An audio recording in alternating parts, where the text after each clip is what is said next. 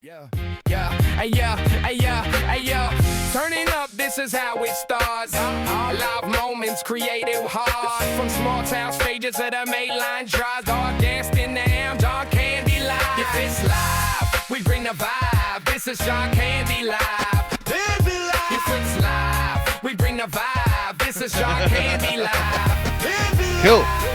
3, 2, 1. Boom.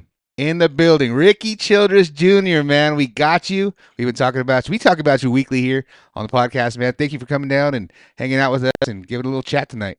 Yeah, for sure. Thanks for having me. Yeah, we could jump right into it, man. It was great seeing you at Santa Maria last weekend.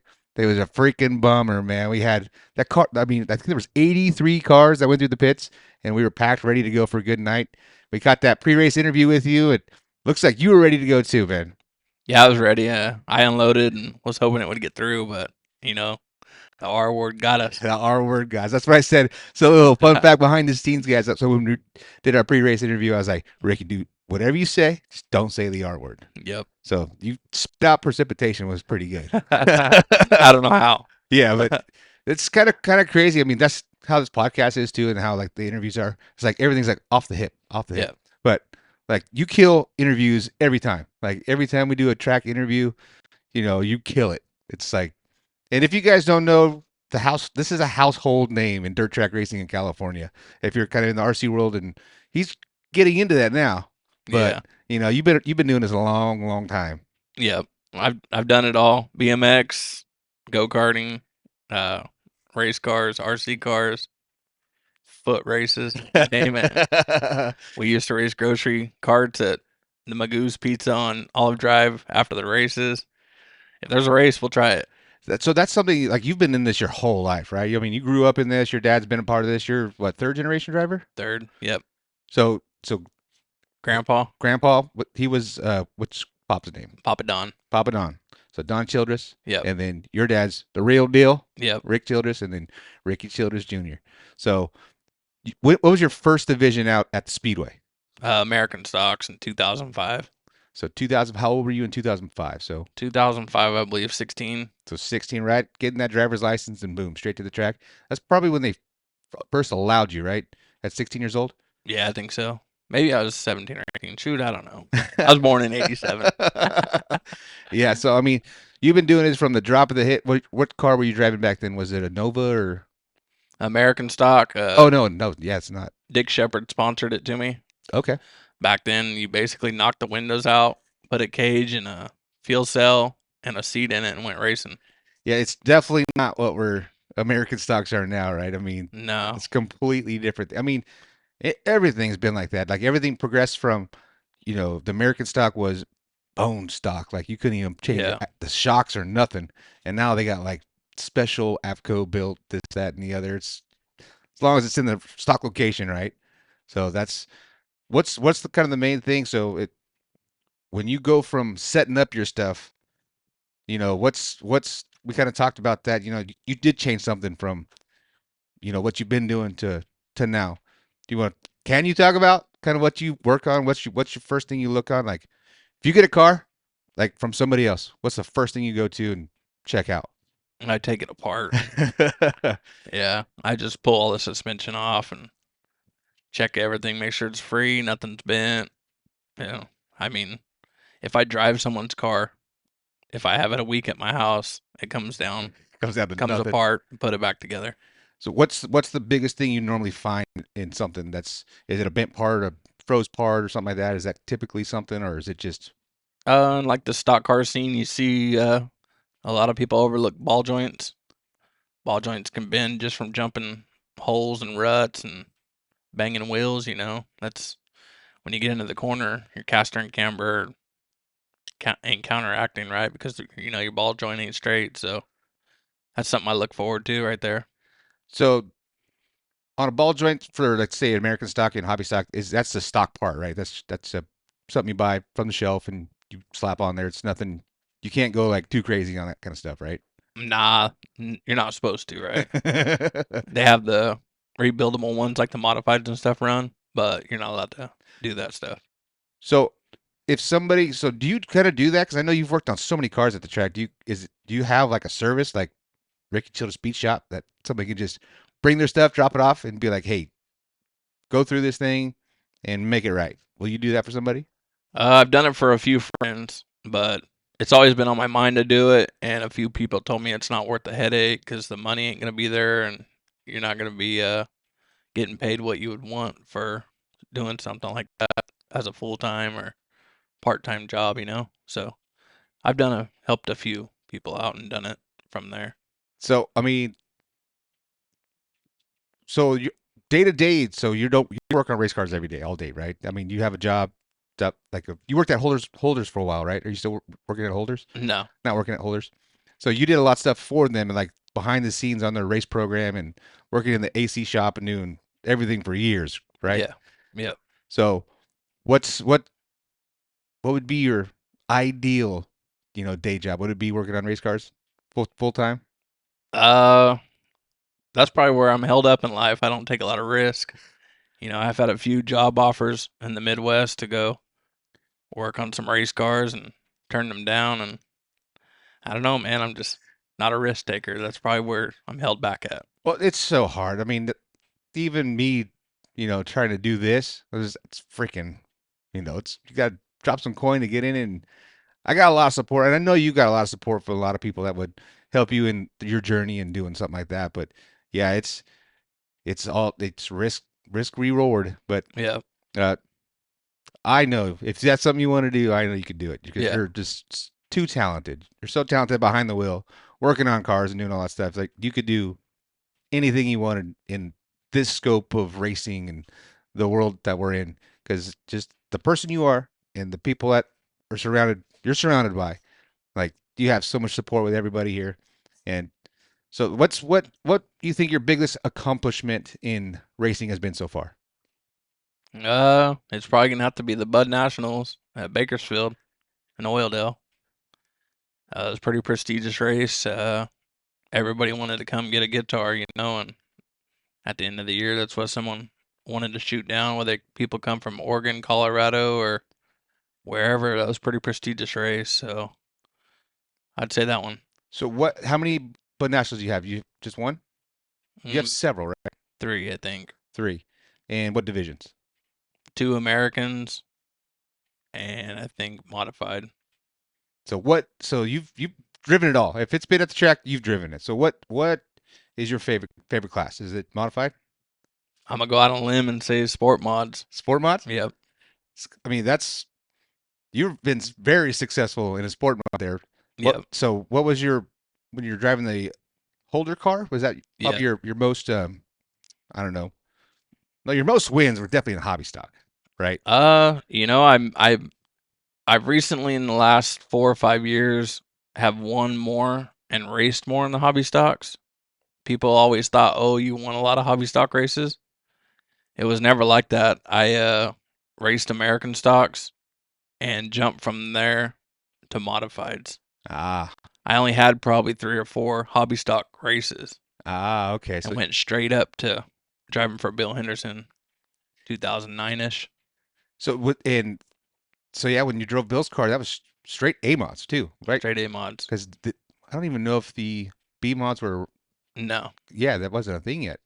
So you know, Bill has been around and racing, and he's always had two cars, three cars at one time, 4. four cars. So it was you, Lick, Kyle Heckman, and with Mike Johnson. Mike Johnson. So when all that chaos was going on, were you working on all the stuff too back then? Yeah, pretty much me and Kyle. Me and Kyle worked on all of our own stuff to go racing. Johnson would race from the coast. We would alternate who would work on that car and get it ready for wherever they decided to race. That's why. I mean, because you guys ran a lot back then. A You guys lot. did a lot of traveling. Bill was like head first into this stuff, like eat, sleep, breathe, racing. It's just Yeah, if there was 3 tracks racing in one weekend, it was I'm taking Mike to Santa Maria. Ricky, you're taking a few yellow totes to Bakersfield with a few wrenches. And Kyle, you can race whatever track you want to race, Santa Maria, wherever you want to go. So he tried to have a car at every track and support it.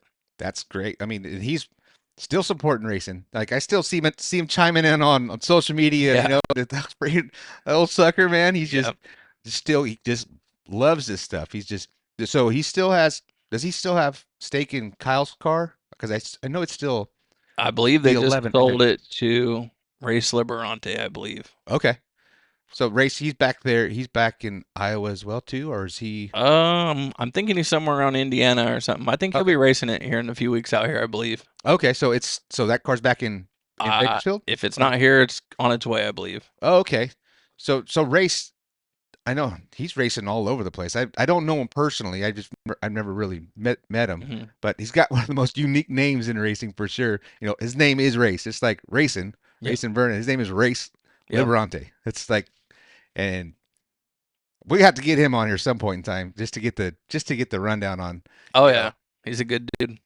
He gets he's knee deep in the go kart world, so he could lead you to a different motorsport. That's something he's real deep in and does behind the scenes with IMC Modified and I think UMP. Okay. He has two cars, so Yeah, because I know he raced a couple of mod races at Bakersfield, the old track, and I got to say his name and call him out and stuff, and he did pretty good for like not even. I've never seen him before, and he was out there, running decent. oh yeah, So he can wheel a car. I mean, go kart world. I mean, that's where some of the best drivers in the world come from. You know, they're either go kart, quarter midget. You know that brain, that style. yeah. Once you can wheel that kind of stuff, you know, that's just sets you a really good platform for moving forward and racing other things. But what do you think was your, biggest learning tool in driving? Just everybody giving me advice. When you're younger, you're kind of balls to the wall and not really caring. And drive slick, you don't understand to slow down because you want to go fast and cause some carnage. You've had some carnage in your day, man. I Mhm. I think your wildest one has to be when you drove that car through the back fence. Yep. When you hooked the right rear quarter panel hit the wall on the track entrance and hooked you into the fence. That was big. Yep. That I mean, do you still remember that and how it happened and why it happened and Everything to the T. so walk us through it. So you're driving the Holder 24 car, right? Or was it Was 16, 16? but yeah, Yeah. 2013 Harris car. So walk us through it, dude. What? Racing for them. They went on vacation. Was good enough to let me go racing by myself, and was out there racing, running towards the front.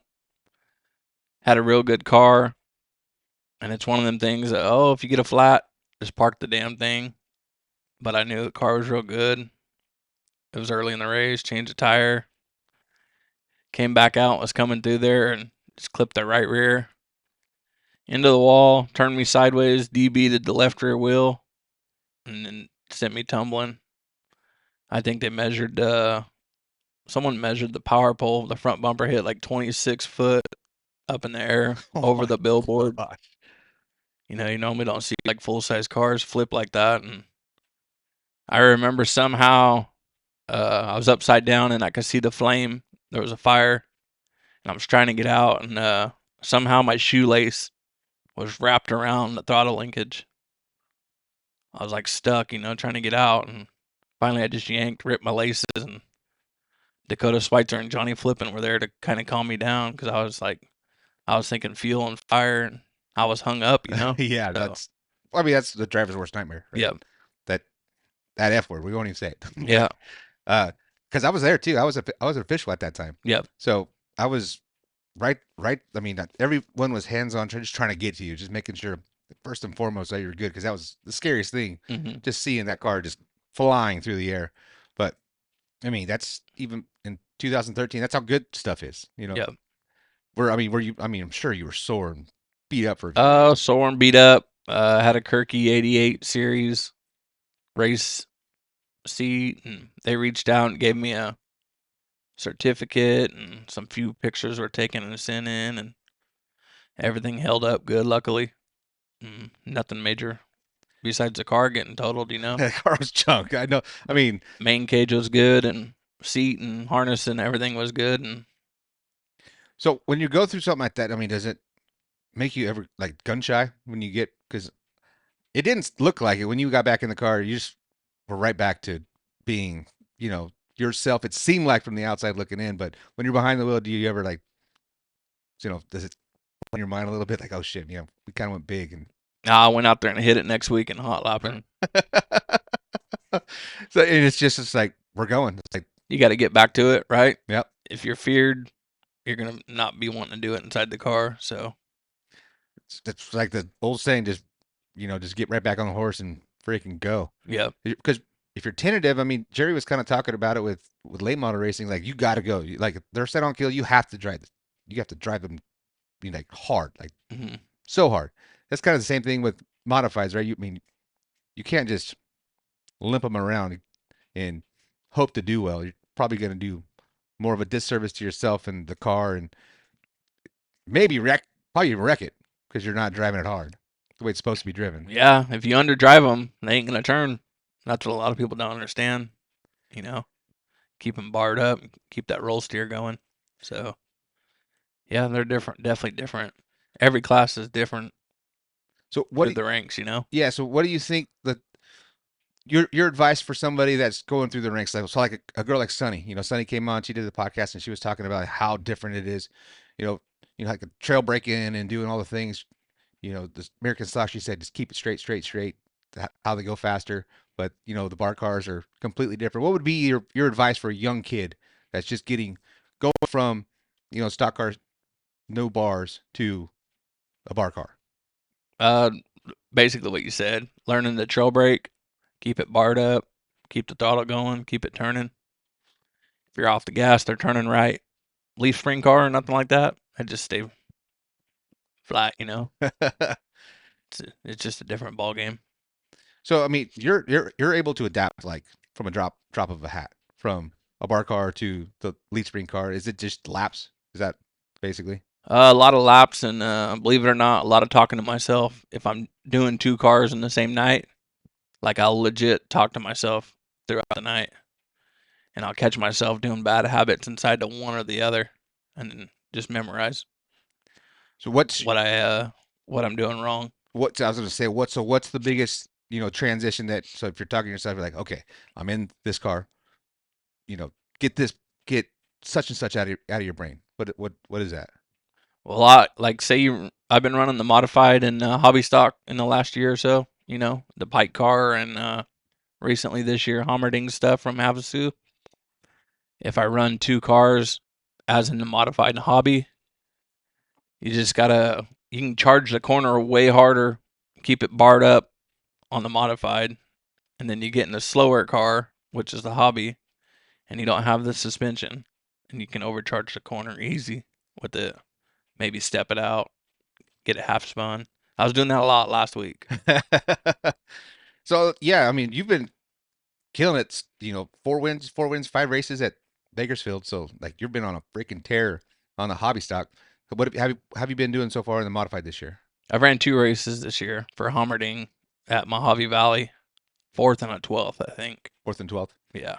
So that's got to be tough for you because you're so hands-on wrenching on cars because that car is not housed at your house or No. a shop. So when you're doing that or when you have a ride like that, I mean any ride's freaking awesome, right? So Yeah. but is it hard for you to like to show up to the track and do you do like a once over on everything while you're while it's there? Or you just kind of it's in their hands, it's their car, their setup, their deal, and you just drive it. With this deal this year, it's basically kind of nut and bolt check what's there, and start with whatever they have, and they just let me wrench on if I think I need to be tighter or for your whatever, and just go from there. But nothing out of the ordinary. I don't come in there and change springs, shocks, etc. Nothing like that. Don't go full ham. Just kind of running their stuff and trying to help them. Mainly that car's for sale. Just trying to get some good runs in it and possibly sell it. So what chassis? What chassis? I think it's 22 Rage, if I'm not mistaken, or 23 maybe. And where are they based out of? Havasu, Arizona. Okay, so that's in Arizona. If somebody's interested, hit them up. Yep. Hommerding? Yep. So Hommerding. Adam or Lauren Hommerding. So if you're on Facebook, all of us share it for sale. It's a fluorescent yellow colored car. Sweet. So, well, it's like kind of one thing or the other. It's like, yeah, I want to help him sell it, but if they're gonna let you drive it, he kind of goes get a season out of it, or Nah, I mean, it, just be honored to have someone call you up and say, "Hey, would you like to run us a few races that could lead to more or something?" Yeah. It's very rare in West Coast dirt racing for that to happen. Really, I mean, a lot of people have someone relatively sponsoring them or something, or doing it on their own. But I've been fortunate to do it probably since 2009, almost every year with someone helping me.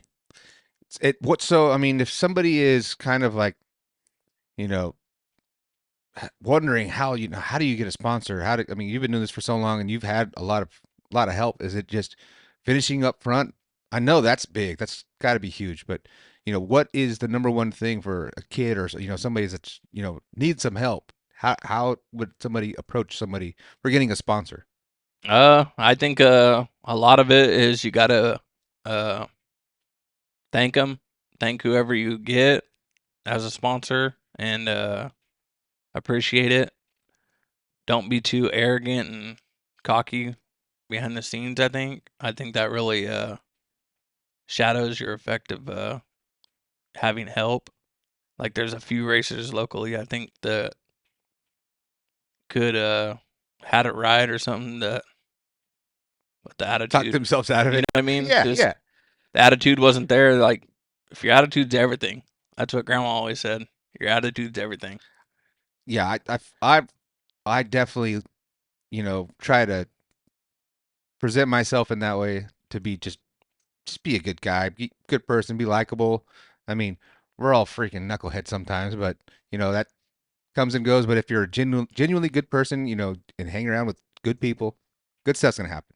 Yeah, So I mean, that's kind of where you're going with it. If you're a good person on and off the track, yeah, that's you're more than likely gonna get more sponsor opportunities than if you're kind of a freaking jerk, yeah, behind the scenes. And you could be winning every race, but if you're, you know, kind of a POS afterwards and nobody wants to like be associated with you, then you're probably that word travels. yeah, That word travels, and that's kind of like what's kind of weird. And one of your favorite drivers, Kyle Busch, he's kind of like nailed the heel as being the heel, like the hated driver, yeah, but behind the scenes, he's actually a freaking awesome guy. yeah, He's like super cool.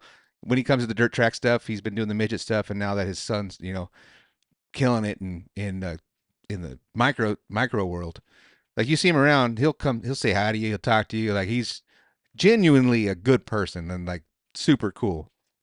So, what were your experiences with him? Because he came to the Bakersfield Speedway the last turkey night, and you got to talk with him for a little bit, didn't you? last race ever there. Yep. The last race ever. So last race ever at your hometown track, and you Yeah, got to hang out with your NASCAR guy. yeah. I was like a kid in a candy store. I waited there for hours for him. Isn't that wild? Like even like kids probably would wait for hours if if they had to come talk to you. Yeah. So like, how does that make you feel as a driver, like knowing that you have that feeling towards that guy, and that you've got a bunch of kids that have that feeling towards you? Yeah, it makes you feel good. Sometimes you don't really realize it, and then when everything's settled down, you think of like, man, there's people that look up to Ricky Childress out there, or want to be him, or he's grateful to have opportunities. I would just love to have the opportunity that Ricky had, and Mm-hmm. just at the end of the day, you just got to be thankful, you know. Yeah, I mean it takes so much, and takes so much from you, your family, your Mhm. friends. I mean, your girlfriend Ashley, she's been around through the thick and thin and all this stuff. Having the support system like that, that's just you know that's stuff that allows us to do what we do. Like my wife allowed me to do podcasting here for hours Yeah. twice a week. If I'm lucky, it's twice a week. But I mean, it takes the support system of all the family and friends to let us do what we love to do. and that's, I don't know where the heck I'm going with that, but it's, we got to have that. We got to have that, and same thing with sponsorships. That's kind of where I was getting, like, people getting sponsors and being a good person. This, if you're a good person and you could have a good product, be, finishing up front is first and foremost, probably, for if you want to get that big sponsor, probably. But I don't know. I mean, who is, so you get a lot of help from a lot of different people. Do you have like a main sponsor that that really just would put themselves over the top as being like your number one sponsor? Like this year or ever? Uh, let's go like in the beginning, like, so in the beginning, maybe the first few years of racing. Just friends and family helped me get where I was going. I was young, you know, just they got me involved and went from there. Guys like Dick Shepard and Barry Bradshaw and my mom and dad. Uh, Ivan Crawford built my first roll cage and stuff for me. My uncle Gary, he's done everything from then to now, you know. But yeah, And so now later in your, now, I'm not saying later in your career, but now in your current career, who is like the go-to people that you know that just support you no matter what. I mean, it's still, I know, still no family, friends, like they're all, yeah, they'll always be there. that's your rock. Yep. That's always going to be your rock. So if you had like a company, it's like, man, that company has been with me, and they're like just rock solid as people and as sponsors and partnerships. Yeah. Recently, Will Simcoe's helped me out a ton. Air Cert Energy and Ratings. He's pretty much been keeping me going in the hobby stock deal. And the modified stuff, I couldn't do none of it without Bill. Bill basically probably stepped my career up, giving me the opportunity in '09 for to drive his third car and make it happen, be somewhat successful, and him keep spending money on it. Me not have to spend a dollar. The dude paid for tear offs and everything. It was unreal. Like, that's a dream sponsor that anybody on the West Coast would want to have, you know? Mm-hmm. So probably guys like him. I mean, if I really needed some help right now, he would help me if I needed it. You know what I mean? Mm-hmm. And then Roger and Roberta, they helped me out for a lot of years. I'm sure right now, if I needed some help from them, they would help me out right now if I needed, you know? Yeah. So those group of people probably got me where I am now. And in the current day right now, racing the hobby, it's just guys like Mike Shear from Merced, Atwater area. He's helped me out a ton. And Matt Wonkum, Wonkum Race Engines and Peterson Auto Supply. Everybody thinks that he just builds engines. Like, he has an actual parts store, you know. Oh, Peterson yeah. Auto Supply is Yeah. in Wasco. I drive by it daily. Yep, a lot of people don't understand. I'm like, man, this guy just builds engines. No, if you went by there, you would realize that, oh shoot, he's got a whole shop. Oh yeah, You know. it's So and it's cool because I mean that place has been around forever. So Peterson Automotive has been in Wasco forever. So I don't know when they bought it or when he acquired it, or if it's been a family business. I don't know that part of it, but it's been there forever because I've been at the Water District for, well, if you start from the beginning, it's 2003. So 23 years I've been going out in that Wasco area, and it's been there forever. But to see the transition now that they're like got it, now that's it's freaking slick. Now they got fixing it up, lights and all lit up at nighttime, and it looks freaking like a cool, legit, like blast from the past, but modern, like gas station. But it looks, but it's freaking sick. Yep. But I mean, everything they do is cool. Like, their cars are nice. They do everything right. Yep. But then you see them out there still driving around in that 1996 Chevy pickup. But I mean, cool guys doing cool things. But that's kind of the same thing. Like, they're just genuine, like, good guys. Yeah. They're good guys, and they make a hell of a product. Those motors. I mean, at Bakersfield, I mean, you hear Wonkum Racing, and you know you got a good piece. Yeah. And he stand behind his work, and like they're always right there to help, right? I mean, that's That's what I see from the outside, but I mean, I'm Yeah. sure that those guys are just, solid as they get. Yeah, Matt's he's kind of took me in like a son, man. He's right there for me, and I help him out at their shop, and you know, just once again being thankful and having good people around you. Because you ran their Camaro a few times, right? Yeah, So it was 316, right? That's what it was. yeah, yeah. So No, 916. 916, 916. Yeah, Still the yellow and blue car. yeah. But Matt switched it to 3M recently, okay. so it was 91C, and I took the C off and put a 6 when So, I drove it. so I mean that's and again, Matt wasn't driving. He wasn't racing for I don't know whatever reason, but he was Yeah. kind of out of it for a minute. So did they just call you and be like, hey, we got this other one if you just want to drive it? Yep. Type of deal. You want to give this Camaro a shot? See if you can make it win or make it do better, or And you got some wins in that one too, right? yeah, yeah.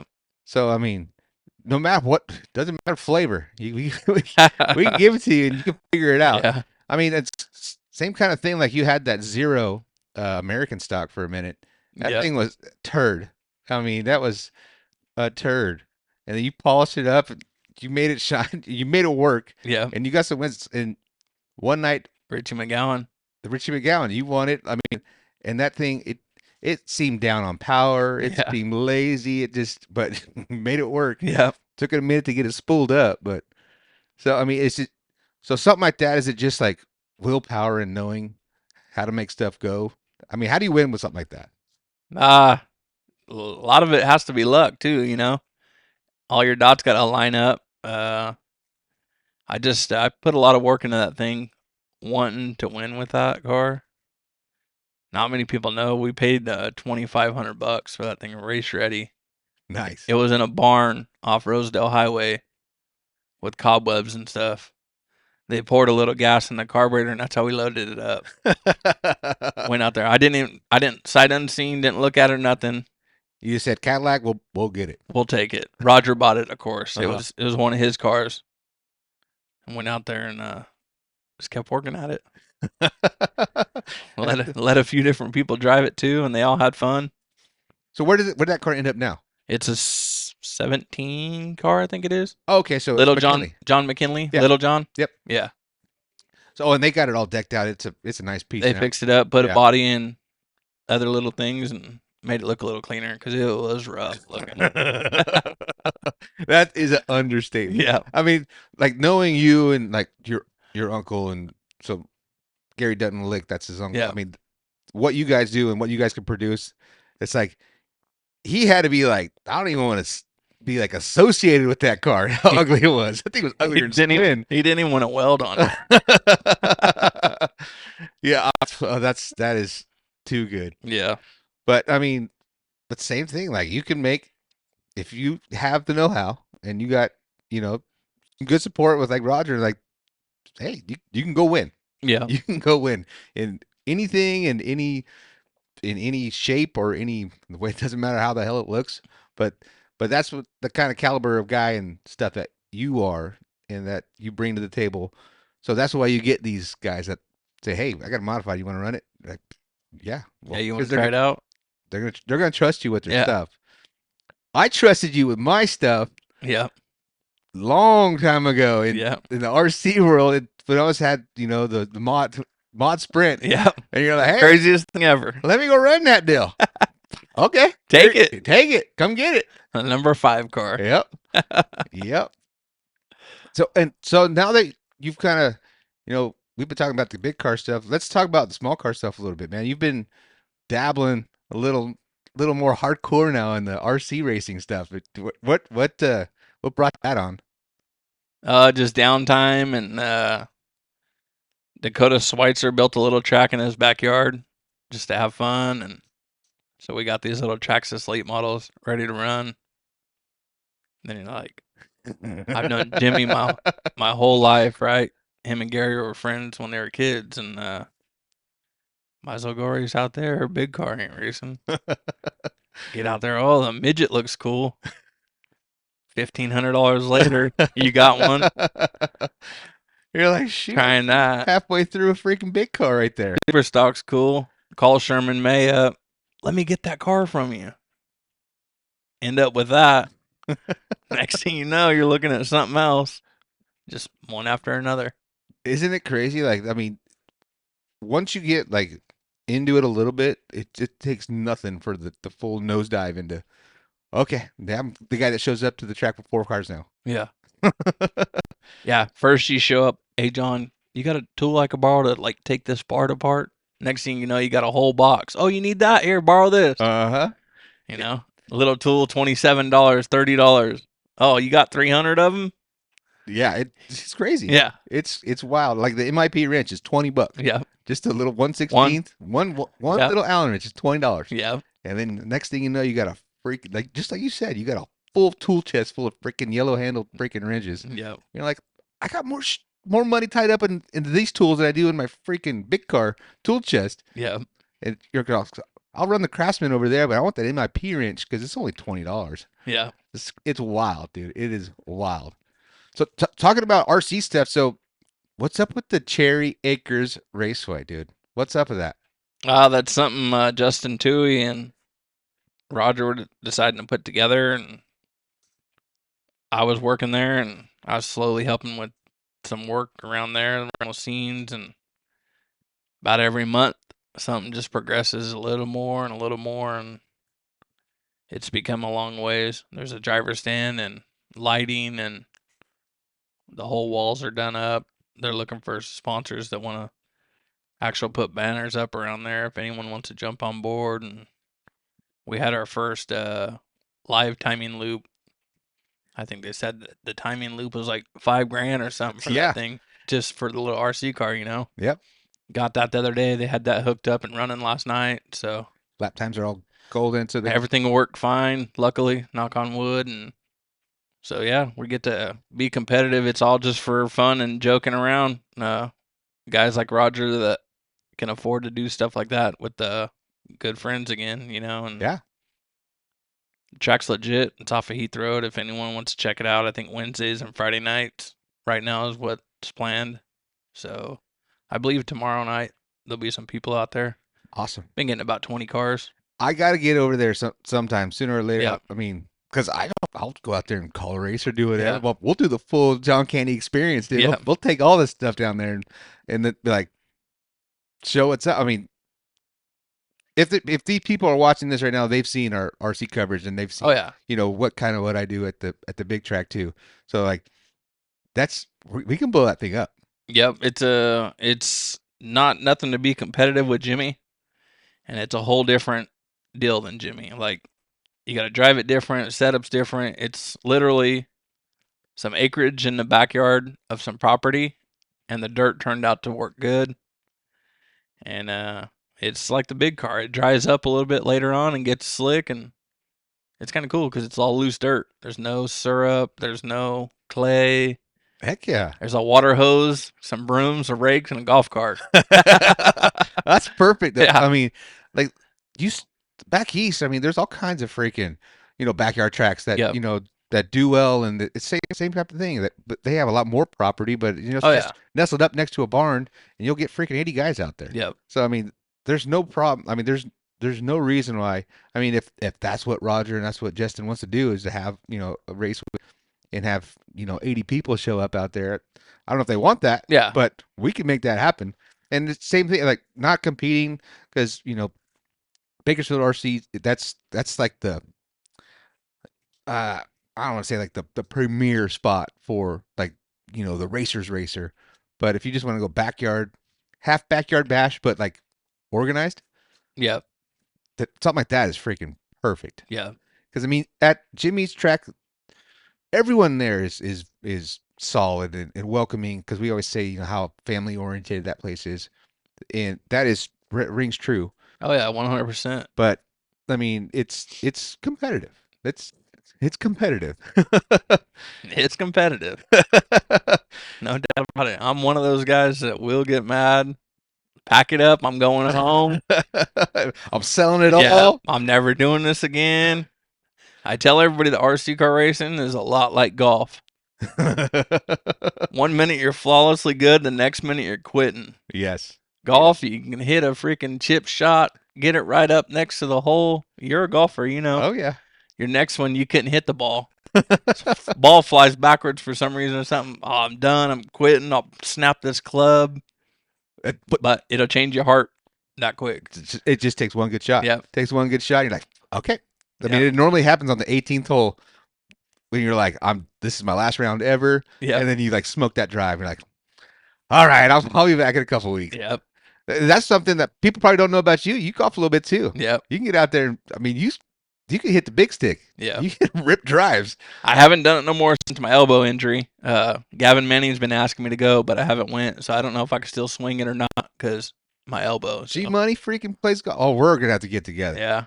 I mean, Yeah. He's been on me. We did a few times. I played golf a few times with Kevin and Michael and Bruce. Yep. We did a couple of things, and we played a couple of times. And did we play with Dakota? I don't remember who we played with. It was me, you, and somebody else. But anywho, yeah, we get Gavin. That'll be a hoot. Yeah. That kid's freaking hilarious. Yeah, he is. He was so funny, like seeing him grow up because he was kind of a shy kid and knowing his dad. He's like, not growing up. his dad still, he's still 12 years old at heart. Oh yeah, that's the way I am. You know what I mean? Like I don't want to grow up. No, I mean, why? Next thing you know, you're old. It's like, why grow up? Just enjoy this. I mean, that's me doing all this. This is just a kid's dream. Yeah. This is what happens when a kid starts making a little bit of money. Yep. They get to buy their toys of what they wanted when they were young. Because I've always had an interest in video production and cameras and all that kind of stuff. My dad was always into photography and doing stuff like that, so I kind of grew up, seeing that. And then my grandfather had a good buddy that was in the Hell's Angels on Wheels, like the movie production that was produced here in Bakersfield. It was Jack Nicklaus was the actor in it. It was a pretty decent sized movie, and his name was Dirt. And Dirt was in the video. That's all he was. Like he loved it. Eat, sleep, breathe.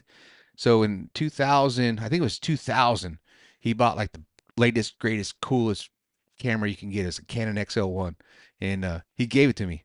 Oh man! And he was like, "Dude, here's," because he knew I liked, film and video production. And I was a skater back then, right? Skateboard. So I was making little skate videos, and he's like, "Here, take this camera, just run with it, just figure out how to use it." And he got me this editing software with a purpose built, this tower freaking computer just to run the editing software. And I was making skate videos. That's cool. And it was like, just same kind of thing. I don't know why I'm on this tangent way over here right now, but getting sponsors and getting help from people. Yeah. Just like guys like that, just have a passion for the same thing. Just like Bill has a passion for racing. Yeah. It's like you just get hooked with the right guy at the right time. So that's kind of what sparked the interest for me into, this thing. But I never thought it would get to where we're at right now. Trying to, make this a legitimate company. Yeah. Like we're full on LLC now. Like it's a company. Yeah, you're making it happen. Trying. A lot of people haven't seen all your cameras and stuff. They really don't see what you got, from being in here and Santa Maria and over at Jimmy's. Every week you're bringing out something different. What do we have? One camera, and the next thing we got some rotational camera. Yeah. So. We just got. I mean, but that's something that. But also one thing that I want to be able to give back to all the racers and everybody, because people want to see, even on the local level, they'll watch your stuff. They want to see what they've done, or be able to tell their grandma that lives in Idaho, hey, we're racing and you can catch it here. Yeah. And that's one thing that Pat and Santa Maria Speedway, Pat Cusack and Chad Weber, and we kind of share that same interest and passion of, we want this just to go out. Yeah. I'm not trying to get rich off this. I want it to make, money. We got to make money so we can keep doing it. But we want to keep it free, keep the fan experience. Same thing that, you were there on Saturday, even without us racing, it just feels like there's a buzz at that place. Santa Maria has a buzz. I couldn't tell you exactly what it is, but I'm glad to be a part of it. Yeah, they're headed in the right direction. Like I said, I even said on Facebook, some employees pushing a broom, trying to clean up mud, make it work. And that was Pat. That was the owner of Yeah, the he track. was, and a couple Yeah, of women. yeah. The spectators down in the, I don't know, what do they even call that zone down there in the pits? The fan zone. Sorry, the fan zone. Yeah, so fan zone. There's a little fan zone they built with their propane or gas powered fire pits. I don't know if it's natural gas or Either propane, but or, yeah, they're in the ground, all done up, full on. Yeah, built. landscaping around it, It's sea legit. trains. They throw birthday parties in there. It was raining. There was people out there standing down in the pits with the drivers, just chilling in the rain. Yeah, I couldn't believe it. So what? Like we were there. We were still streaming. You could catch the live stream that we had going. I had we had some the pre-race interviews. I had you. I had Justin Crockett. I had Gavin. I got Brian Baker, and Yep, I got Tyler Bannister. yep. It got so I had those ready to go for the broadcast, but we weren't broadcasting, so we just put them in the stream while we were just waiting. And I could not believe I was looking at the fan parking lot. People were just rolling in. Hmm. I mean, rolling in, and they were just coming and hanging out. I saw a lady down there. She had the rain poncho, the throwaway rain poncho, and my dad was like, "Hey, there's a baby inside." So there's a lady out there with a baby, a brand new baby, huddled up on her, and like they're just there. They're like, "We're gonna wait it out." I was like, those people over there are just starving for this stuff. It's crazy. It's awesome. Yep. You just gotta want it. You know, everything everything's lining up over there. So I give them props for that. From the top staff to the sponsors and everybody that's on the C trains and the backboards and everybody that's putting the effort in. What do you think? This is not a throwing shade session. I'm not trying to be like this is better than that or this. But what do you see from the what's the difference from because people say it on Facebook and Bakersfield is this and Santa Maria is this and why and this and that and this. What do you think? Because you've had your hands in some promotion stuff because you've raised a bunch of money, Yeah, on the back end doing stuff like that for racers. Be like, you raise an extra freaking $1,000 $37.80 is the most. 3780. Yeah. That's wild, dude. People aren't doing that. That's something that you do for this thing that's kind of behind the scenes that doesn't get, the light shine on it that it should. Yeah. That you do that. So what do you think it is that just makes it different? What I was saying a minute ago, Yeah. just got to have the want. I don't know that Pat dude too well. Never like physically met him one on one. He stood there and was like, if we can't make this happen, cheeseburgers and hot dogs are already barbecuing, and anyone with a pit bracelet come up there and get whatever you want. You know, where 5 o'clock, we'll wait till 6 and see if we can make a decision on this, but we want to try to get this in, you know. And he's putting the effort in around the premises and getting the right people involved. They got some good staff there, and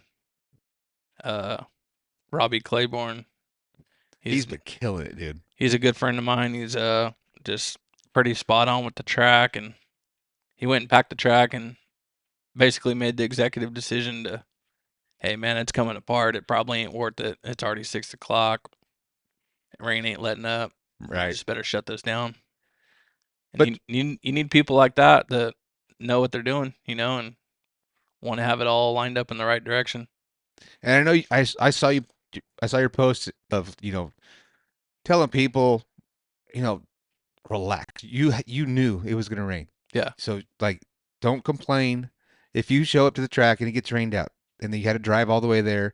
Or, doesn't matter where you come from. If you're coming from town or if you're coming from out of town, you knew. Yeah. You knew there was a chance of rain. It's like don't go keyboard bashing on something that's out of the hands of the track. I personally think it's awesome that they didn't call it on Tuesday. Like, there's a chance of rain. Let's even try to get it going. So yeah, that Tuesday thing that happened a few weeks ago. My phone showed sun all week at Bakersfield, and they call it on Tuesday, and I was a little salty about that, and everybody gave me shit about that, and then I see Santa Maria's racing, and my buddy Nick Kaufman's wanting to go race, and my uncle's going to race his pro stock. We like Santa Maria and the weather and everything. Well, I'll just go race. Yeah. I'm telling him, I don't know, man. My phone is showing rain. Yeah. I'm texting Robbie Claiborne. I'm texting Justin Crockett. Like, hey, what's your guys' stuff showing over there? Nah, it's only showing. It was showing It was like only showing 20% or something. Yeah, whatever. 0.02. 0.002 or 4 or whatever it was. Yeah. And I'm just like, look at this screenshot. This ain't what mine's saying, So I'm dead set. What my phone says from here on out, That's what you're going with. I'm going with. It showed 82 for Bakersfield, and it was 83 and didn't rain. It showed a lot of rain over there, And you got it. and it rained. So whatever mine says, that's where Ricky's heart will be. So I mean, but you plan on going and racing as much as you can everywhere you can, right? So you're going to support Bakersfield, Merced, Santa Maria. That's kind of the Wherever I can race right now. Yeah. Unemployed, just racing a little bit of sponsors helping it out. Guys like I said, Will and Nick Diani and a few other guys. Just race when I can. Yeah. I think I'm gonna try to venture off to Watsonville tomorrow. Nice. I've never been there. Well, I've been there twice with Ethan Dotson to help him. He drove Brian Pierce's car there, but I've never raced there. So little bull ring, and talk about another promoter. Rob Gallagher. Man, that guy's he's killing it up there too. It's just it's great to see like the resurgence of these tracks that were kind of being questionable. Like, what's going to happen with this? Mm-hmm. It's like Watsonville. I don't know if it was ever on the map of like a heavy attendance track, but now it seems like they're freaking killing it. Like, yep, the buzz, it's that buzz again. I'm pretty sure the attendance is up and the car count's up. I'm not 100% sure. I'm just from what I'm seeing, And you click on their Monday morning on Facebook or social media or whatever event's running that week is pinned at the top of their page. Yeah. So it's cool. This week's tomorrow's Mexican Heritage Night. I need to go. Shit. It's been on there since Monday. You know what I mean? You click on their page, it's pinned. Next Monday, it'll be whatever. They already got it out. I think it's Mother's Day, ain't it? The 8th or 9th or something? Mother's Day week. Yeah. Something for the mothers. So that's stuff like that's what I like to see as a racer and someone that's been around it forever. Is I like to see the early notice. Absolutely, yeah. Social media is freaking everything, man. It's just free. It's free advertising. I mean, it's not. I mean, you gotta have a team to do it, but that's everything. Social media, getting it out there, so everyone's got a Facebook or an Instagram or something. Yep. Like, use it, and it's legitly 30 seconds. Yeah. Like, if you're gonna make an AI poster, make an AI paragraph. ChatGPT will spit out whatever you want. Oh yeah, I use it. I'm just saying, you know what I mean? Yeah. If you're gonna make a poster, you might as well use the paragraph too. Yep. And I don't know, man. KCRP's deal, they run me rugged with late posting and stuff, and they have the asphalt track. And as a dirt racer, I'm probably just being a little salty because the asphalt guys get more advertising, I would say. But like, I think yesterday or the day before, they put an ad out for whatever asphalt race is, May 16th. It's like 2 weeks out. You know what I mean? Yeah. That's cool. That's how it should be. But what about all those dirt guys? Don't be having something happen Wednesday or Thursday, and then when Saturday rolls around, our car count's down, or it's just, that's where I'm at with that. The program needs to be stepped up a little bit there with the marketing side and advertising of the dirt. I think, just my opinion. Like I said, it's free. Make it work. Yeah. It's Santa Maria Santa Maria, I don't know who's running their page or whatnot, but they're doing like the publishing ads. You probably know more about it, but the ads publish themselves kind of through the news feed or however that works. Yeah, the boosted reels. Yeah, you see that. Yeah. I don't know what that costs or whatever, but you see that, and you just see a lot of stuff from like Watsonville and even the Merced area. You see like flyers and stuff pop up a lot. Yeah, When it's popping up, that means people are seeing it, right? Absolutely. If it's Wednesday and we're trying to race Saturday, it's a slim chance it's going to pop up and be in the feed. Yeah. Right? You know what I mean? Yeah, that's something. I mean, that's something. Shoot, you kill it on social media, dude. I mean, you've got a great presence on social media. Does that help you? Do you see any? You know, I know you got your core guys, but any other help that comes from that too? Like, because you got guys like Caleb Montgomery that are killing it on freaking social media. Like some of these sprint car guys. T-Mez has got that YouTube page that he's slinging and killing it on his YouTube page. So I mean, did you ever think maybe you could do something like that? Because I mean, your content, I started the stuff to you make is trying last gold. year, and I had like 3,800 friends on the social media and made a professional dashboard and all that. And I got it was all my fault. I got on one of the politic pages and Oh, got you.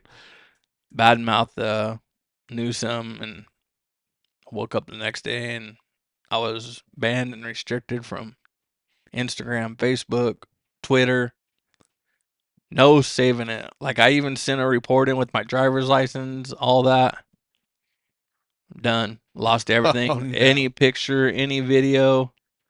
So yeah, I don't have a lot of friends and following like I had before, and the same thing. My stuff's new. It don't get passed around. It don't pop up in everyone's feed like it was, because I was active like those guys you're talking about. Mhm. Tanner Holmes and Montgomery and guys like those that are active every day or every other day. I got a friend that does it pretty religiously on Facebook and with different things, not racing related. Right. Actually makes money from doing it, and that's where you got to be. You got to do the right things and publish the right stuff and be active and make goals and different things to make the news feed pop up, Yeah. right? It's so hard. I mean, I do this as much as I can. I mean, I got the family and I got the regular 8 up, regular job and Yep. do all this and try to do all this. I try to get out as much as I can. I get out. So right now I think I got close to 400 videos on YouTube. I've got it's got to be close to, 600 something posts and all that on the Facebook page and all that stuff. But it's only like, I don't know what, we're 5 months old, on all that stuff. So I mean, I put a bunch of stuff out there, but the numbers are still not, they're not there. I've got 300 subscribers on YouTube and 15, 1500 Facebook and this and that and this and the other. So, but I think just the key is just hitting it daily, hitting it all the time, and then just be consistent. Yep. Gotta be consistent. But it's freaking grind, dude. When it's new, it's hard to get established. I think that's with anything, right? I'm not a business owner or nothing, but as someone that's opening up a donut shop down at East Bakersfield, you got to get the word of mouth going, right? Yeah. Once you get going, it'll get rolling. I'm pretty sure. So I think you'll be fine. You'll get there and get the advertisement rolling. Yeah, and that's one cool thing. We've partnered up with Santa Maria, so with them and all the buzz and everything that's going on there, and to have the broadcast partnership with them, it's just going to be great for both parties. They're going to get an awesome, cool feed. I'm already proud of where we're at, but I want so much more already. Oh yeah. So, yep. I think we put on, just as competitive of a show of any local flow production. And I think because they normally show up with one camera and they tie into the house announcer, and which is cool, but we're already doing like 5 camera shoot. Yep. For a local thing. That's why I said people don't see they don't see where you were and where you're already developing. Yeah. From camera to camera. Yeah, it's a grind, but we're gonna do it. Yep. We're gonna do it. We're gonna keep it going. So yeah, man. Well, we've been in here for an hour, just like that. It's freaking Perfect. Goes quick, huh? Yep. So, do you got anything else you want to bring up real quick before we let you bounce out of here, man? I appreciate you for coming in and talking with me. We'll get you on more often because you're the local guy. You're my guy. Yep. You know, we've been boys for a long time, basically family. Your uncle and my uncle were freaking boys. You know, Oh, yeah. Skinny and Lick. They're just thick as thieves. Yep. You know, we kind of grow up together, and it's cool to be able to get guys like you that that are so freaking neck deep in dirt oval racing that are like, I don't know if I'd say living legends, but already living legends. Like you were looked up to by so many kids and so many drivers, and like it's so great, like so cool that you're like my boy, my Yeah. guy, and Yep. able to come in here and talk and do stuff like this and help me out, man. I really appreciate. Yeah, Really my appreciate passion that. for the sport's huge. Like I said, dirt racing's everything to me. And with the Oildale closing, that took a dampening on me bad. A lot of people saw emotional side of me from that happening, and like I was that defeated about Oildale, you know. Like I can tell you, the days I just posted on one of the things this morning that the day it opened and day it closed, November 27th, 2024, and that was my playground, you know. Oh yeah, So right now we just got to be thankful for the tracks that keep giving us all the opportunities to race and just try to support them and go from there. it just takes people showing up, people showing up back gate, people showing up at the front gate, and just keeping it alive and having good ownership, good leadership at the track, and hopefully we just keep dirt oval racing alive because we see it all the time. We see with the RC tracks, they just go away. Come and go.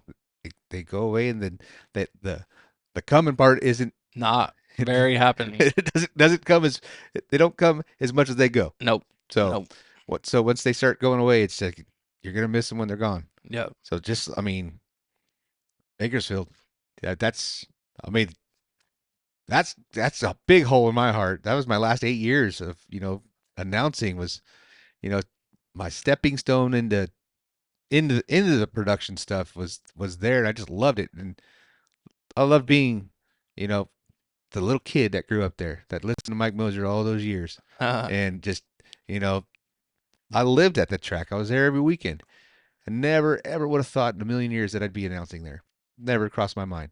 And Yep. then just to be able to do that and to do it for that long, and Scott Schweitzer, that's my guy. It's my boy. Yep. And everything that happened at the KCRP, was was out of his control. Yeah, he did. Yeah. If he could, if he could just say no, that's John's doing this. That's how it would be. But that's just they have their own broadcasting system and product over there, so it's just totally understandable. But yeah, it just when Bakersfield went away, yeah, pretty big chunk of my heart went too. So A lot of people, you know yeah, what I mean? There's a lot of salty today to this day, a lot of salty people. And then Oildale had a lot of religiously people that would show up. Oh, excuse me, before the gates were even open, you know, just right up the road, catch a ride from a friend, or you seen one guy for years ride a little electric wheelchair. Yep. Be out there at 2:00 in the afternoon, you know. My mom and dad only had one vehicle. My dad's only ever drove. He'd drop us off 2:00. We'd be out there waiting. Gates don't open until 4:30. Yep. Mom and 3 kids, you know, until we were old enough to go in the pits and stuff. So yeah, you don't see much of that. It's hard to see people in the grandstands during hot laps anywhere. Yes. So I don't know. We'll just see where it all goes from here and just support what we can. Do you think there's any chance of a revival of Bakersfield? No. No. It's dead. Yeah. That's where I stand. I go there once a week and walk around or park out in the evening time and sit there and have dinner in the parking lot. As crazy as it sounds. Wow. But yeah, it's I'm gonna go on a limb and say it's over. Yeah. Yep. So, I mean, do you think, well, I don't know. What do you think if somebody had a bunch of money, just say hypothetically, that someone had a bunch of money and said, let's do it. If they were like, hey, Ricky Childress, will you promote and run this place? Would you do that? Ah, that's hard to say, man. My heart's really been thinking about trying to become that guy that does any type of promoting somewhere. Maybe even like at KCRP or something like that, and kind of slow down and maybe even step away from the dirt racing scene. But I don't know, man. I don't know how people quit racing. I know. It's injected in that vein right there. And I was just telling someone last week, like, you look at guys like Carl Edwards. I don't know if you follow him or much or not, but Not religiously. if you look him up, there's a lot of TikToks and stuff and different podcasts popping up on him finally. But dude was at the top of his game in Cup, NASCAR Cup, and disappeared. Hung it up. Cold turkey.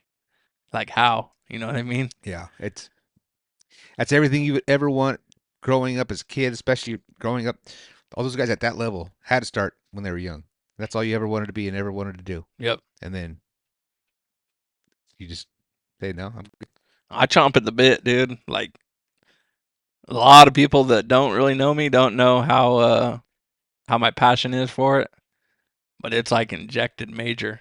Like I don't go party, I don't go do drugs, alcohol, none of that, man. I dedicate it to the garage, and like today, 3 o'clock, I called Dad up. I don't know what time it is right now. It's like 6 or something, right? something like that. Yeah. I called Dad up 3 o'clock this afternoon. I was like, "Hey, me and you, we're rolling to Watsonville tomorrow." He's like, "What the heck?" I was like, "Yeah, I'm going for it. I've never been there. Now's my chance. I may not never get to. So we're gonna roll to Watsonville tomorrow." Not so your dad, I mean, we could have a whole freaking 5-hour podcast on your dad. Oh yeah, So is he still going with you week? Because he wasn't there last week, right? my dad. Santa Maria. Oh yeah, He was there. oh yeah. Oh, I just didn't get the privilege to see him. I'm surprised. He snatches me up every time he sees He me. got out and was gone as soon as we stopped the truck. Really? Wandering around talking to people. I mean Yeah. that guy. I mean, I love your dad. He is no one can match your dad. No, not in anything probably. Yeah, he's. I mean, but I mean, you're cut from the same cloth. So I mean, that's. But like I said, we can go hours. I'm scared to get him in that seat because I may never leave this room. Yeah, why not? But I'm gonna get him on for sure. That window over there will probably be lit up. It'll probably turn dark and be lit up again. Yes, yes. Oh, it's now Friday. Yeah, he's all okay. So now let's get to our second part of it. Yeah. No, but yeah, he's awesome. So he's gonna load up. He's gonna go with you. So he sold his last car two years ago. Last year. Last year, that 44 car that Terry built, right? Yeah, I think so. So who bought that car? Tom Stevens Sr. from Ventura. Okay. So is he racing that in Ventura car? He says Santa Maria. Santa Maria? Yeah. Oh, I was awesome. there last week. He was there. Okay. What number is he? 164. 164. So I gotta watch out for that car. Yep. That All yellow still. still all yellow. Yep. Because I know that was a good piece. You drove that car a couple times, right? Yeah, I won in it twice and lost by a foot at Santa Maria. Yeah, that's So, so good piece is so that was going to be your probably one of your top competitors. Who do you think your biggest competitor at Santa Maria is? Because I'm still trying to get familiar with everyone there. I mean, I know everyone at Bakersfield like the back of my hand. But so who do you think your biggest competitors over on the coast are going to be? they say that Grisnick's the one to beat when you go over there. So the orange, white, and blue 8 car. Okay, yep. That's Tom's the one that you want to beat or be battling with if you can. They say he's like the dominant force over there the last several years. So when you show up, you see one of them cars there, you know Tom's there, and that's who you're gonna be hoping to neck and neck it out with if you're in the running for the front, right? So Do you ever go to track in what like worry about who else is there and who else is driving, or you just show up to do your thing? Because I mean, I know for a fact, like when you show up to a track, there's murmurs like, oh shit, Ricky's here, so here. Nah, once you get like in the mod level, that stuff just goes away, you know, and especially if you end up getting a race with guys like Brad Pounds and Bobby Hogue and Ricky Thornton, Ethan Dotson, Robbie Sawyer, all those guys, and be battling it with them or actually pull them. The night I won the Bud Nationals out there, I lined up 10th. Bobby Hogue was next to me 9th. I walk over and tell him, I'll just follow you to the front, you know. The green flag came out, and I'm like, never saw Bobby. And Here we oh, go. I guess I'm on my own, right? So, yeah, I don't know. Once you get on that level, and you just really can't worry about. It's just cars. Yeah. You know, when you're showing up to an event and you see who's there and stuff, you know who you're gonna be battling with if you're in the running, you know, on a local level. You go to Super Nationals like I got the privilege to last year. It's a different guy every night, Yeah. you know. So you're like, who the hell am I lined up next to? Who's that guy or Yeah. who's that girl? And the next thing you know, you're like, well, that's so and so. That's 10-time track champion at Yeah, this track yeah. in over here. Like, oh shoot, okay. Yeah, And then you just like walk them, and you're like, well, Oh. I guess to go race that track yeah, next. yeah. It's you never know. You never, man. That Super Nationals was experience. The Pike family gave me that opportunity to go over there and do that last year. If we could ever do that again, that'd probably be on the It's a bucket list that's again. a bucket list again. Yeah. So All those guys at IMCA and officials and workers and stuff. everything is top notch, right? I mean, to the T. Like your cars cannot even. You can't even think about having the anything outside that in that gray area, right? That they're just freaking I mean, on it. we're all human, right? Some things could get overlooked or whatever, but from the way things are ran and stuff, dirt track, jet dryers, buses, graders, pack the track, cut the track, tornado warning, come in, 30 minutes goes by, and they're gonna be like, all right, heat 19 is going on the track, and you're thinking, What? We just had tornado. yeah, you know, it's down to that time. They could say submit a random number, 8:38, heat 19 is gonna be on the track, and you're like, you better be ready. It's a full week, right? Or is it? It's 2 weeks of racing, isn't it? Nah, there's a prelude race before the week, and then Okay. there's a full week. Yeah, it's unbelievable, dude. Like if you ever have the chance to go, Definitely check it just go. There's a whole catwalk. People just getting hammered, drunk, out. throw cans off. I mean, we're talking thousands of beer cans and just different stuff. People having a good time. Next morning, it'll be all cleaned up. Someone just comes through, Well, sure. There's probably money to be made right there. Oh, yeah. Recycling. cleans it all up, dude. I mean, it's second to none. I'm glad I've been there to watch it and get to race it. Honestly, I used to think of it as like, nah, it ain't that big. It ain't that cool. Like in my mind, you know. But I went the first time, and like I said, if you get to go just to watch, It's a heck of a time. then you're just injected. Like, shit, I got to race this. You know? So yeah, that'd be cool to So go back and try. So is that probably one of your biggest like racing experiences is to go back there and do that? Yeah, I mean, you said 100%. your biggest probably felt win is the Bud Nationals, but Yeah, total racing experience, you'd put that up there as Yep. top tier.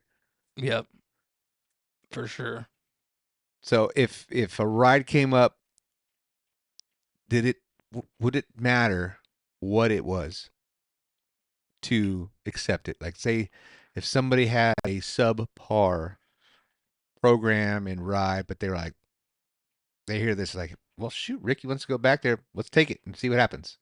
Would you do it, or would you need to have a a kind of an idea of what you're working with before you go?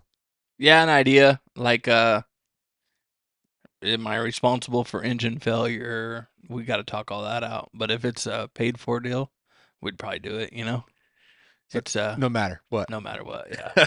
Perfect. Yep. So like if somebody had the 2003 Shaw, whatever, and said, "Hey, I want to go back there and do it. Will you drive it for me?" You do it. It depends on how what motor it is and like tires and stuff are. But yeah. I mean, as long as it's safe. Yeah. If it's safe Everything. and you're not you don't have 10-year-old tires on it And it's decent. Yep. and it'll run. Yep. You're like, We're probably going. let's go. I love it. I love it. Just be like, I mean, it's the same thing like you going out there with that zero car. Yep.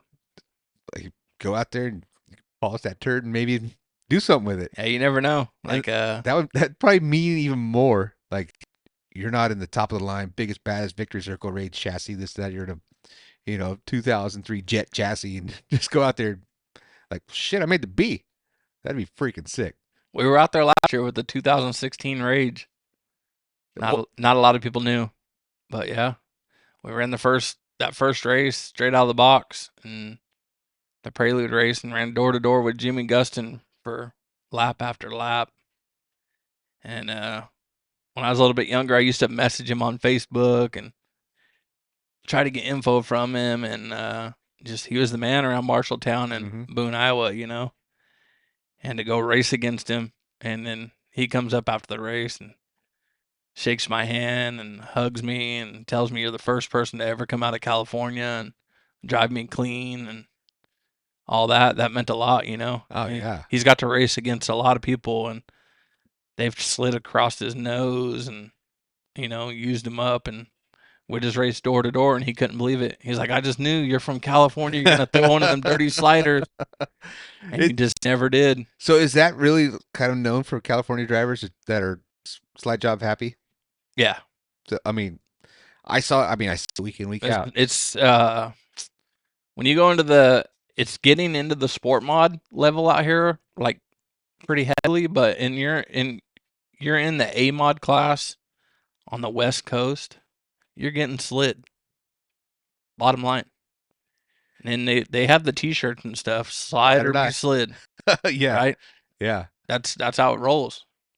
Do you think that just stems from, because I mean, sprint car thing that's a sprint car thing. Mm-hmm. Do you think the West Coast modified drivers just adopted the sprint car mentality of slide jobs? Adopted that, and a lot of people not paying for stuff. And they just, if it gets tore up, we just pull out another one or get it fixed for the next race. I think that's what brung most of it on. Playing with daddy's pocketbook kind of thing, or whoever, Mm-hmm. whoever's got the funds. But the wheel to wheel racing is very rare in modifieds now. I mean, Bobby's always been like that. I think Bobby's been like that. Brad will slide you. Oh yeah. If you slide him. Yeah. But like, now we're going. That's what sucks. I'm calling it old school, but it's like my era. But the old school guys, Bobby Hogue, Brad Pounds. I'm not gonna say Robbie. I love Robbie, but Robbie's a slider die guy. Oh yeah. It's gonna happen. Like he's gonna bomb you. That's gonna happen. But I think with Brad and with like Bobby, they're gonna run hard and door to door, and they're just gonna make their move, and they're gonna pass you. They're gonna pass you, but it's not gonna be like slider happy. If it's last lap, last corner, maybe. Yeah. But Robbie will slide you going into turn one, lap one, taking the green flag. Oh yeah, he's coming. But I mean, love it or hate it, I mean, I don't know if there's. It sucks to say, but there's no such thing as bad press. No. I mean, if you're in, we're talking about it right now. Yeah. So if you're in the talkings, I mean, and Robbie's bad fast. Let's not get it twisted. He's fast. Yep. Super fast. He's just got that heel mentality in, a lot of people's eyes, but doesn't take away from his talent. Doesn't take away from his ability to go fast. But it's just a known thing. Yep. He's coming. He's coming, and he will slide you Yeah. if he needs to on lap 2. Yeah, for sure. So I mean, I've seen you slide some people. What what in your mind, or what would take place? When do you think that you have to go? Is it like I got to go now, or I'm in a transfer spot? The way it works anyways, point and average doesn't matter as long as I'm in the transfer in a heat. You're not you're not gonna slide anybody in a heat race, right? It's just No. getting that transfer. Your point and average is it's gonna be what's gonna be. Yep. So like when it comes to main event time. So do you think? All right, do you already have a game plan going into the race? Like okay, I can chill for 10 laps, 15 laps, and then go. Or do you have a game plan, or is it always just go? A mod, you got to go. That's it. Bottom line. Green flag comes out, you got to go. No hanging back, no. No.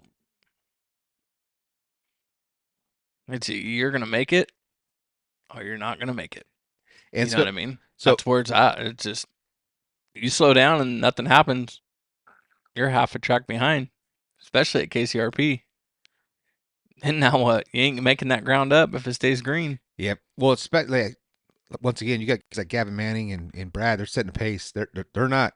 T-Banny Oh, this year. yes, that kid, man, that kid is so impressive. Yep. I mean, he's same thing. He's done it all. He's ran the junior stuff. I mean, he's younger than us. We did the junior stuff wasn't there when we were around. But the junior dwarfs all the way through. You know, he didn't do much stock car stuff, if any. I think A couple hobby stock couple races. hobby stock races, and boom, straight into the sport mod. Yep. But kid's talented, man. It's so crazy to be able to see that you can just maneuver the car how you want, and just be. It's like he's a part of that car. Hmm. Like you have the same thing. Like you're just a part of that car. You could just see it goes where you want, put it where you want. And you know how to manipulate the car to do that.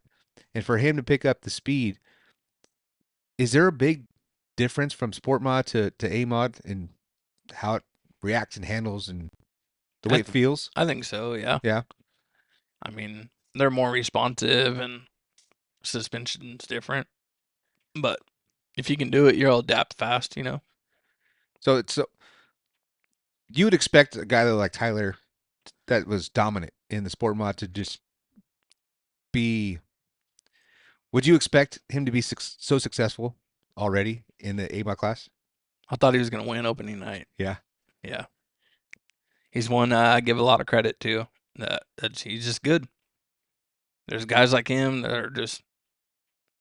I mean, a lot of people give me a lot of credit, you know, too. I guess every person has a person that they could say, "Oh, that guy's good" or whatnot. But his car, like you're saying, car control and stuff.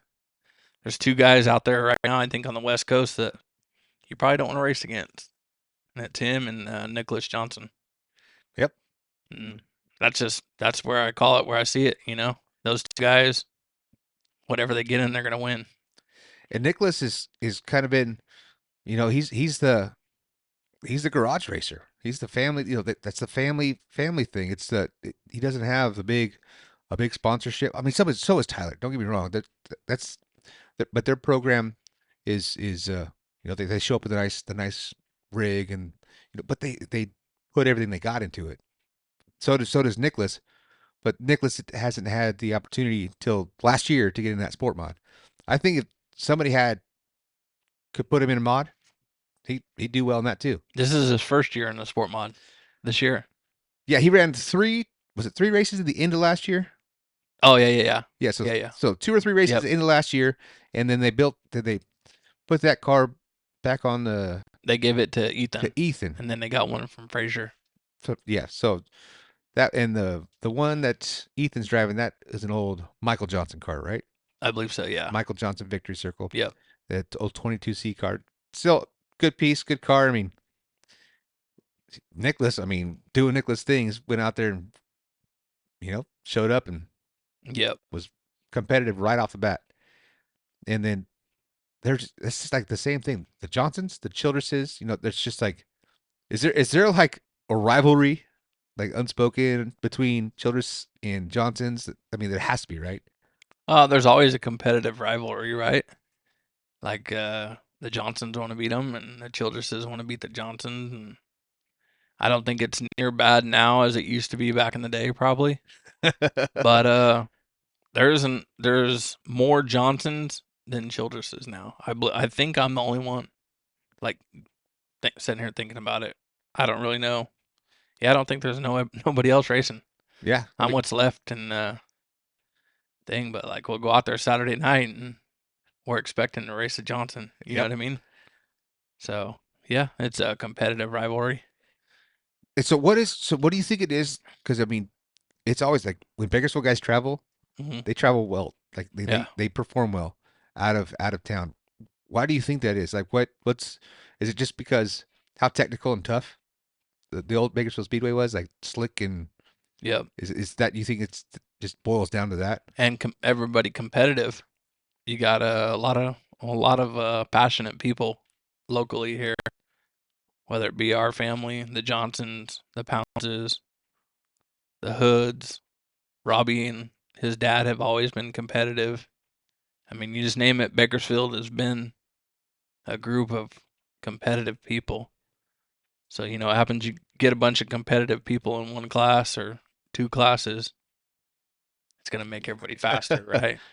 Yeah, it's wild to me that it's not like that everywhere else. Maybe it is, but it's just is it just performance of the cars? Is it do we have different rule packages from our stuff to their stuff? I mean, there is different rule packages, but it's We're behind. we're always seem to be on. We're behind on rule packages and get accused of cheating and all that stuff, and like people don't even really understand. Like up till recent, our motors just got better with rule changes.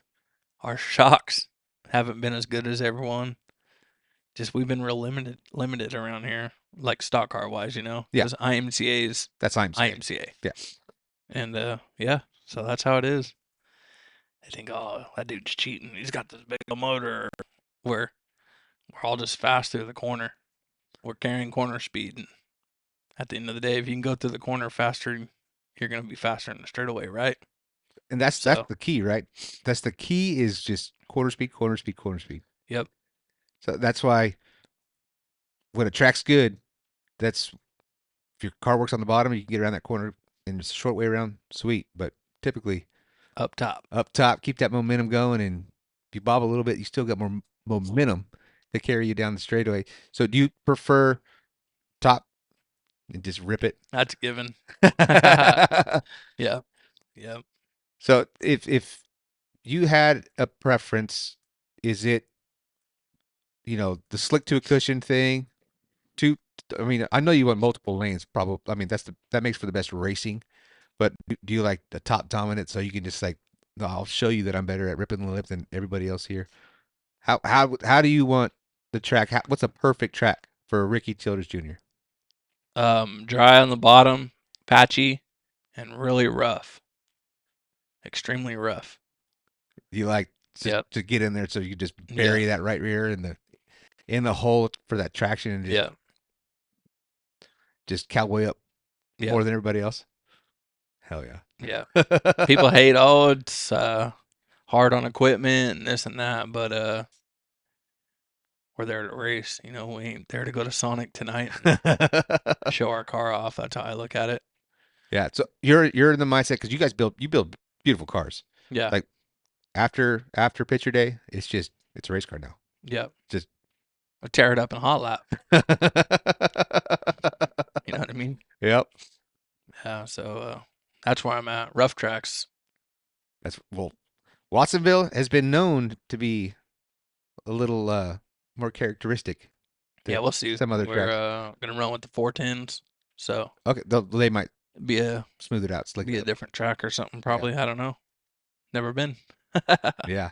So we got the Watsonville Friday, and that's the NARC 410s. They're going to be there. NARC 410s are going to be at Santa Maria Speedway the following day. So $10,000 to win. Yep. So we'll be there in attendance doing the announcing, and we'll see what happens with the broadcast. We're going to broadcast for sure, at least the local stuff. So the 305 sprint cars, we'll broadcast that. That's going to go out there, and the WRA, so the vintage cars, the exhibition stuff, they'll be out there. We'll broadcast that too. But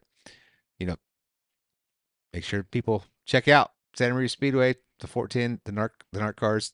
It's one of the biggest, baddest stuff on the West Coast for sprint car stuff. Oh yeah. That's great traveling series, and it's cool to see, Brad Sweet coming on board. And what do you think? There's room for like Kenny Wallace to get involved in like modified racing on the West Coast or something like that? Because I mean, you got Brad Sweet and Kyle Larson. They were part of the sprint car stuff. What is preventing, or is there room for a modified guy like that to put money into a series? Kenny Wallace has came out here supported race or two, I think, even at Kern, I believe. But if you want my personal opinion on it, I don't think there's anybody that cares to do anything like that. No. There's no passionate people like that. Well, we need the Ricky Childress Tour. We have the California Clash. Yeah. I mean, when's the RCW 10 race series gonna happen? RCJ Promotions. There it is. Let's do it. Sign it up. Yeah. The thing is with that, people don't start seeing a lot of people want to get on there and say, "Oh, this track's only paying $700 to win." They don't see the bottom picture, the whole purse. Yeah. Oh shit, we're at $4,400 for one class. Yeah. That one's at $3,400. That's $7,800 for two classes. Well, now we want to run two more. They don't see that. Exactly. We're bringing in 160 people in the grandstands at $20 a head. That ain't mathing there. Yeah. Every car ain't bringing 3 people in. That ain't gonna math there. But we need more money. That ain't where trust me, I've got a lot of. I still have my notebook at home when I was doing the side pot stuff, and it's hard. Like as a promoter, right? If you see that or you're hands on with that, you'll understand. But you gotta go out and get it, unless you're just wealthy enough to front it. to do it. Yeah. Yeah. But you gotta want to go to John Candy Live and say, hey, would you be interested in getting this advertisement for this race? It's 2 weeks away for $500. You know what I mean? Or go to H&S Body Works and say, hey man, we're looking for $1,000. You got to go want to do that and try to do it. It's a hustle. It's a grind. I'm terrible. I am terrible at reaching out to people for sponsorship and for help. I've been so fortunate with the people that I have. I have my brother-in-law, Alvarez Kicking Camps, and they dumped, a big help right off the bat. Mather Brothers Incorporated, the hat here, Mather Brothers Ice, they're big help. San Joaquin Tires and Wheels, my boy Esteban. It's just, without those guys, I couldn't be where I'm at right now. And it's just, but the reaching out to get more, I'm terrible. Yeah. And I'm a salesperson by trade. Like when I was at Sully and Son Hydraulics, I did sales for years. But I was selling. It's not like I was asking for money. Yeah. I was selling a product that they needed. Like, you need this. Yep. But I want people to be like, man, I need to watch that race. Yep. I need that. And that's where just growing and building. So we'll put you on team. We'll put you on staff as a sales sponsor. Yeah. That's a required thing. Yep. Because I mean, you do a fantastic job of that. You've raised. You said $3,700 was your biggest. 3780. I'm pretty positive. 37. I mean, that's crazy. That's more than a purse. Or One class. That's a purse. That's a purse for one class for one night, and it's additional money.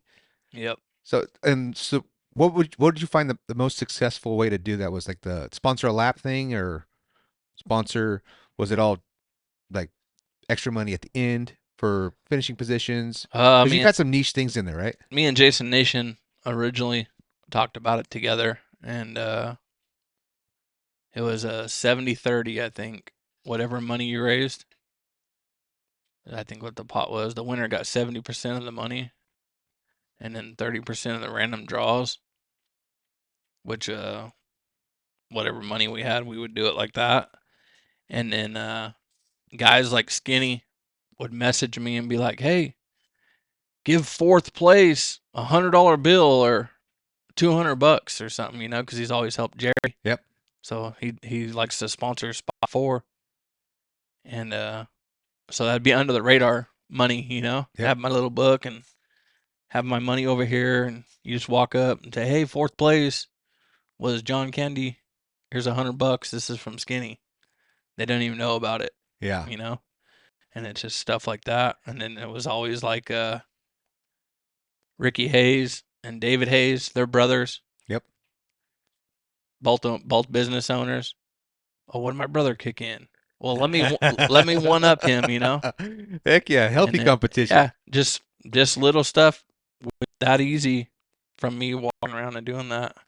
Like salties, get money from people like that, and it just all trickle effect.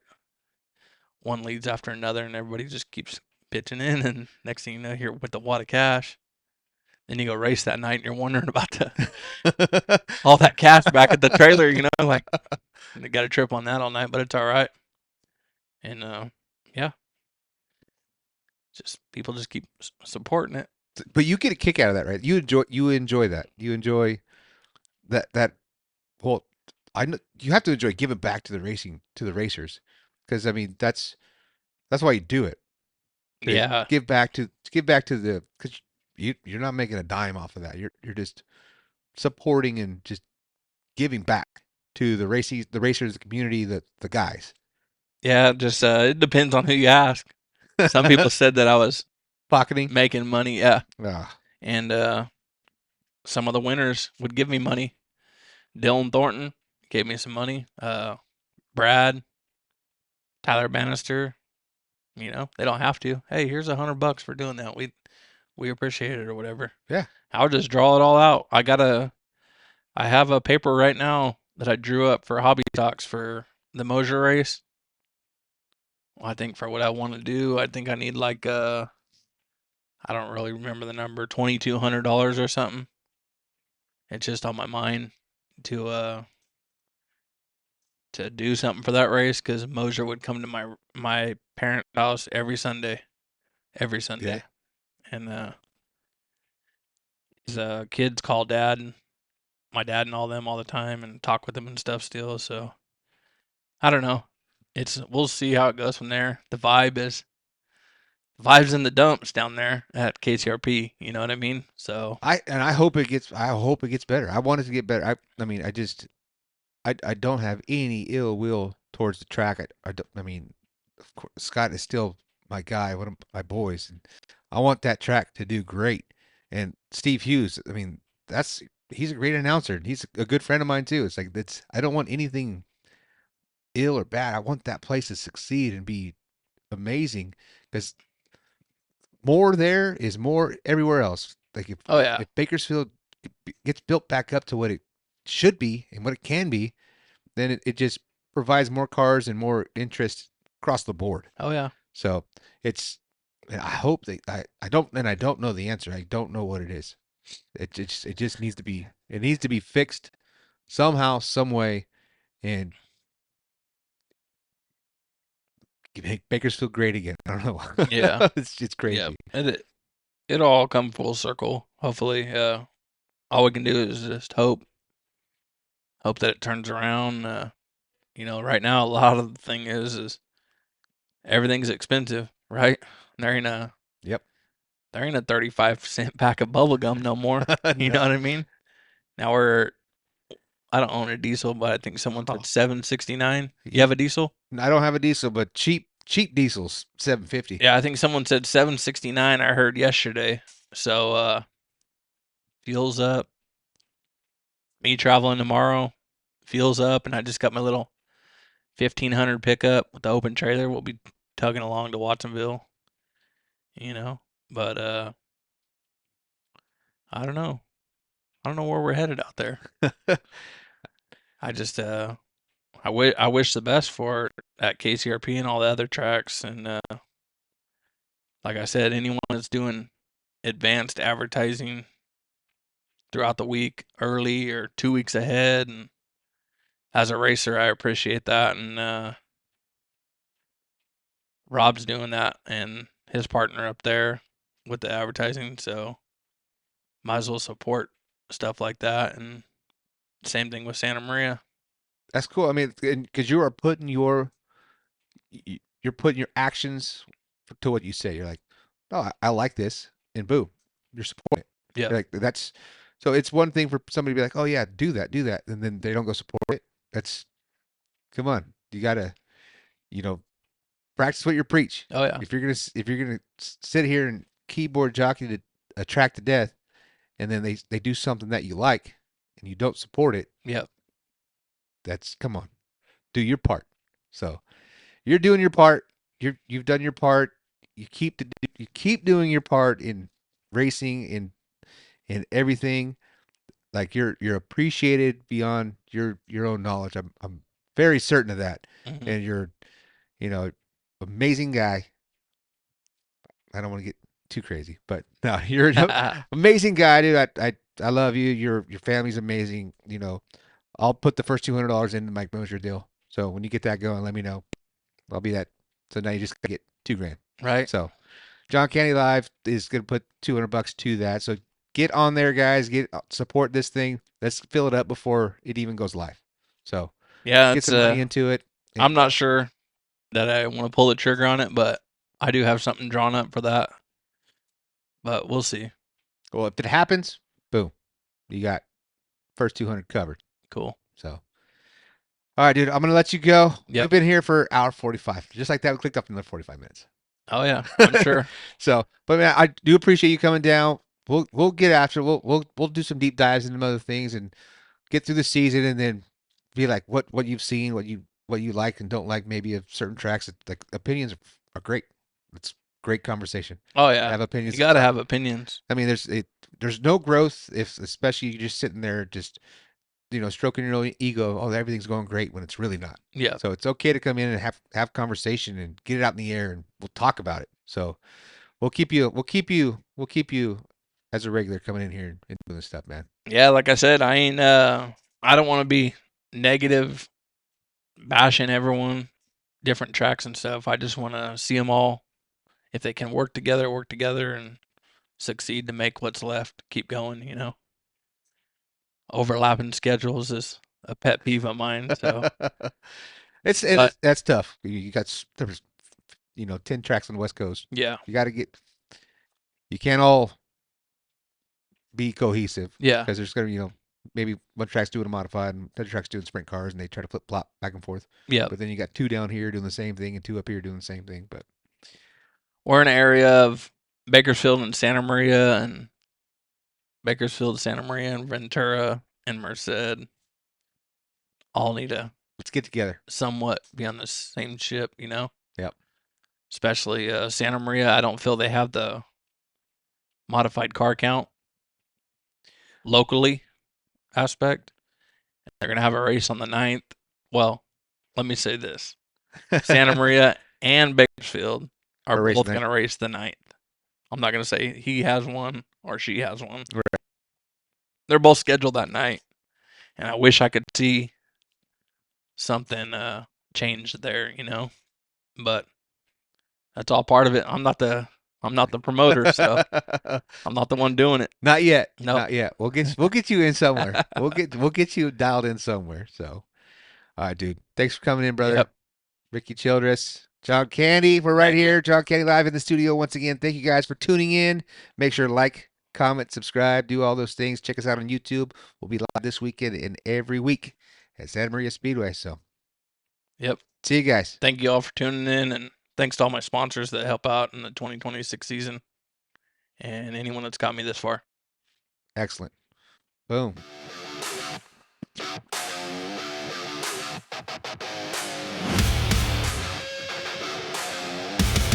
John Candy Love!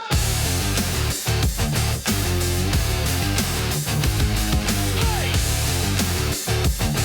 Hey! Yeah. Engine scream, we're taking flight. Yeah. Racing hard under neon lights.